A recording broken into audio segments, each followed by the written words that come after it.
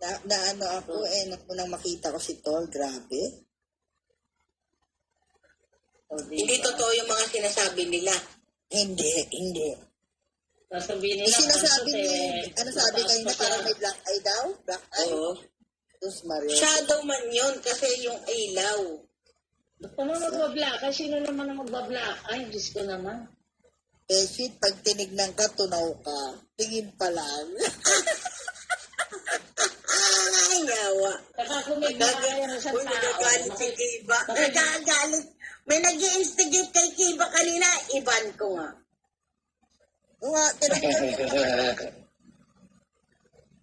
Tatlo yung nag-i-instigate kay Kiba. Alam siyempre ni Kiba kung saan pupunta si Tol. Kaya lang siyempre, pwede ba hindi magpaalam yan? Eh, magaling yan si Kiba, galing din mga urat yan. Tita, ano yan? Di ba? Sabi ko ako nag-invite, biglaan kasi.